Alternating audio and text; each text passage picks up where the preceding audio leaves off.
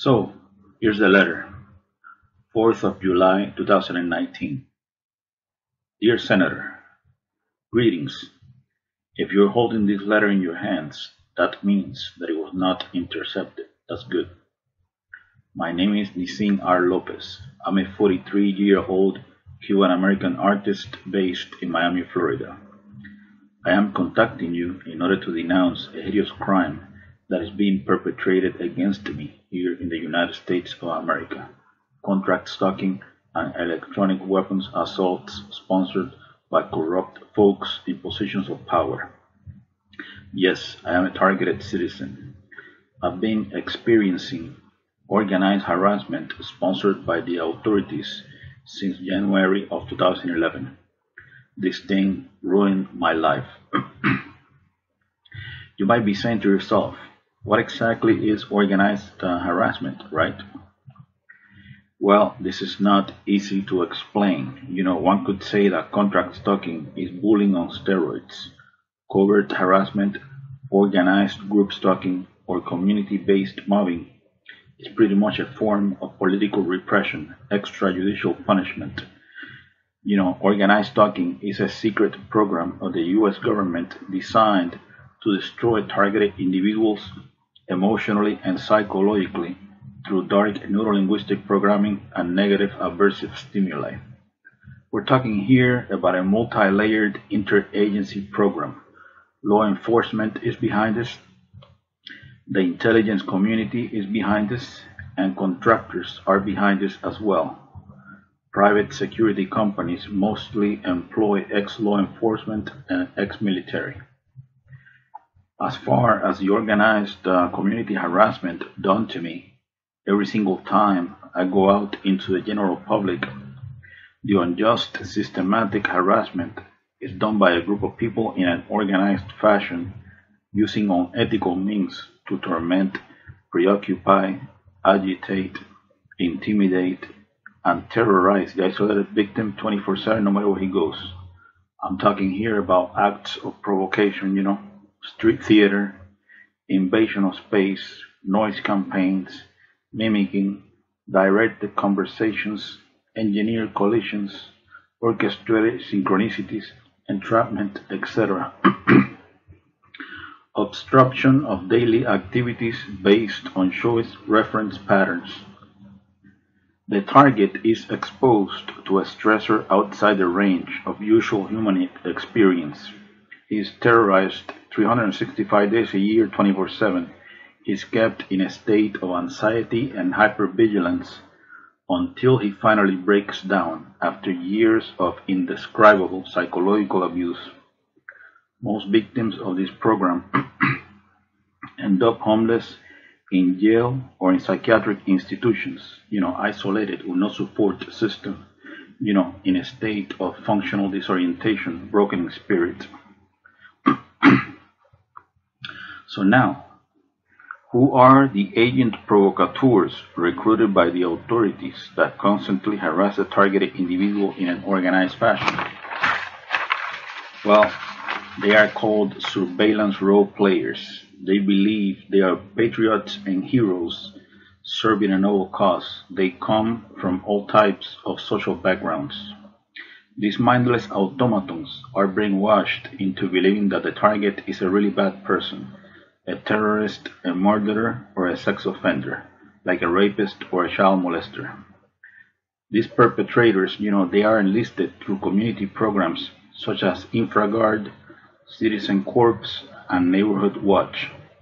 We're talking here about a professional character assassination campaign, a clandestine civil-military operation.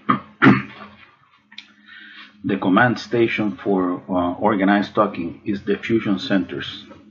Yes, the fusion centers. The primary fusion center in Florida is the Florida Fusion Center, Florida Department of Law Enforcement, which is located in Tallahassee. and the fusion center that is the closest to me, to my area, is the Homeland Security Bureau Southeast Florida Fusion Center, which happens to be the Fred Taylor headquarters for the Miami-Dade Police Department. Overall, contract stalking is psychological warfare, a secret, illegal, long-term, unconstitutional surveillance program designed to neutralize outspoken, politically incorrect freethinkers that are designated as enemies of the state, even if they're just innocent, harmless, law-abiding citizens that pose no real threat to anyone. Keep in mind that the watch-listed individual is also subjected to directed energy weapons and other forms of prolonged psychological torture. I'm talking about mind control neuro weapons, remote neuro monitoring. The human test subject is implanted with highly advanced neuro-nanotechnology that enables brain-to-computer interface integration completion. This secret technology of DARPA flavor enables the handlers to link the target's unique brain signature to their supercomputer. These are some of the things that they can do with this technology. This technology enables the handlers to read the target's thoughts verbatim in real time. They can tap into the optical nerve and into the auditory system. They can see what you see, and they can hear what you hear. This technology allows the handlers to map out all the target's emotional states, especially negative emotions like sadness, anxiety, fear, anger, etc. They can beam these emotions back into the target anytime. They can even Google your memories. This technology can be used to implant words, phrases, images, and motion pictures into the target's psyche or natural stuff.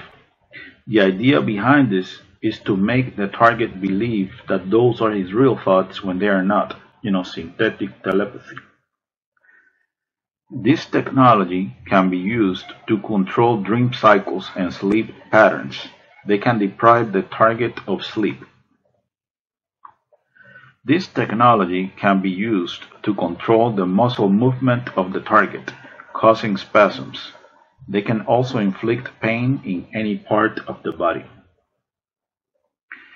This technology can be used to sexually manipulate the target. It can make the target feel sexual arousal, or it can sort of turn off the target's sexuality altogether. It can also be used to manipulate the hormones of the target, thus lowering and raising estrogen and testosterone levels in women and men respectively.